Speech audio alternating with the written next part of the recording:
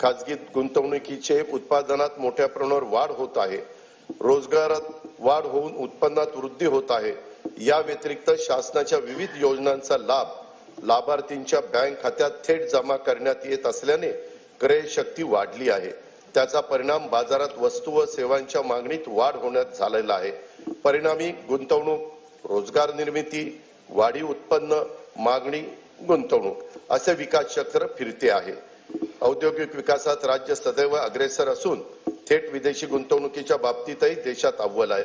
जानेवारी 2025 मध्ये दावोस येथे झालेल्या जागतिक आर्थिक परिषदेमध्ये राज्य शासनाद्वारे एकूण 56 कंपन्यांच्या सोबत सामंजस्य करार करण्यात आले। त्याद्वारे येत्या काळात 15,72,654 कोटी रुपयांची गुंतवणूक होणार आहे। त्यातून 16 लाख रोजगार निर्मिती होईल असा अंदाज आहे। महायुतीचे सरकार स्थापन झाल्यानंतर राज्याच्या सर्वांगीण प्रगतीसाठी मंत्रालयीन विभाग तसेच क्षेत्रीय कार्यालयासाठी 100 दिवसाचा 7 कलमी कृती आराखडा तयार करण्यात आला।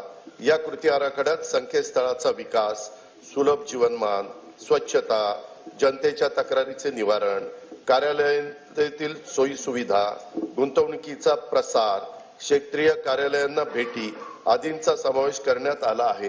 या कार्यक्रमामुळे प्रशासन कार्यक्षम, पारदर्शक, गतिशील, लोकाभिमुख होऊन राज्य प्रगतीच्या शिखरावर जाईल याची आम्हाला खात्री आहे।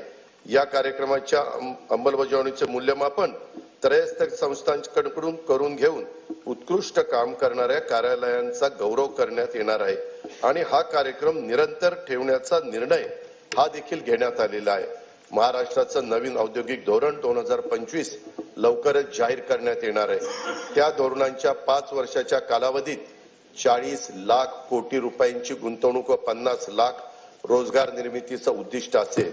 नवीन औद्योगिक धोरणाबरोबरच आकाश व संरक्षण क्षेत्र उत्पादन धोरण, इलेक्ट्रॉनिक्स धोरण, जेम्स अँड ज्वेलरी धोरण, सूक्ष्म लघु व मध्यम उपक्रम धोरण, चक्रीय अर्थव्यवस्थेसाठी स्वतंत्र क्षेत्रीय धोरण जाहीर करण्यात येणार आहे। केंद्र शासनाच्या नवीन कामगार संहितेनुसार नवीन कामगार नियम तयार करण्यात येणार आहेत।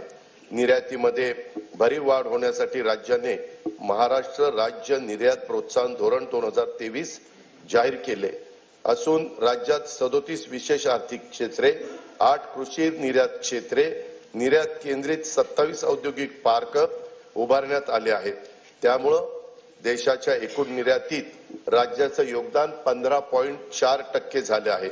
याशिवाय एक जिल्हा एक उत्पादन, जिल्ह्यांना निर्यात केंद्र म्हणून विकसित करणं, राज्य जिल्हा निर्यात प्रोत्साहन परिषद असे काही महत्त्वाचे उपक्रम राज्यात राबवण्यात येत आहेत।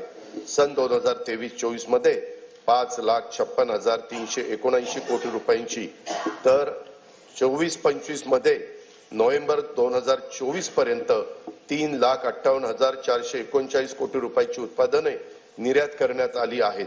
राज्याचे लॉजिस्टिक धोरण 2024 जाहीर करण्यात आले असून त्याद्वारे 10,000 एकराहून अधिक क्षेत्रावर समर्पित लॉजिस्टिक पायाभूत सुविधा विकसित करण्यात येणार आहेत। प्रकल्पांना देऊ केलेल्या विशेष प्रोत्साहन व सुविधांमुळे सुमारे 5 लाख प्रत्यक्ष व अप्रत्यक्ष रोजगारांची निर्मिती होणार आहे।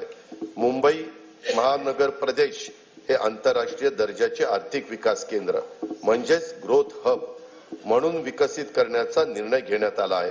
वांद्रे कुर्ला संकुल, कुर्ला वरळी, वडाळा, गोरेगाव, नवी मुंबई, खारघर व विरार बोईसर या 7 ठिकाणी आंतरराष्ट्रीय दर्जाची व्यापारी केंद्र निर्माण केली जाणार आहेत। त्यामुळे मुंबई महानगर प्रदेशाची अर्थव्यवस्था सध्या $140 बिलियन वरून सन 2030 पर्यंत $300 बिलियन तर सन 2047 पर्यंत $1.5 ट्रिलियन पर्यंत नेण्याचं उद्दिष्ट आहे। एकेकाळी नक्षलग्रस्त म्हणून ओळखला जाणारा गडचिरोली जिल्हा आता स्टील हब म्हणून उदयास येत आहे। दावोस येथे झालेल्या जागतिक आर्थिक परिषदेमध्ये गडचिरोली जिल्ह्याकरता 21,830 कोटी रुपयांची गुंतवणुकीचे सामंजस्य करार करण्यात आले। त्यातून 7,500 रोजगार निर्मिती होणे अपेक्षित आहे। गडचिरोली जिल्ह्यातील दळणवळणासाठी खनिकर्म महामार्गाचे जाळी विकसित केले जात आहे। त्याकरता पहिल्या टप्प्यात सुमारे 500 कोटी रुपये किमतीची कामे हाती घेण्यात येणार आहेत। समतोल प्रादेशिक विकासाला प्रोत्साहन देण्यासाठी सामूहिक प्रोत्साहन योजना राबवण्यात येत आहे। यासाठी या योजनेअंतर्गत सन 2025-26 मध्ये 6,400 कोटी रुपये प्रोत्साहन अनुदान प्रस्तावित आहे। महावितरण कंपनीने येत्या 5 वर्षासाठी विजेचा दर निश्चित करण्याचा प्रस्ताव महाराष्ट्र विद्युत नियामक आयोगाकडे सादर केला आहे।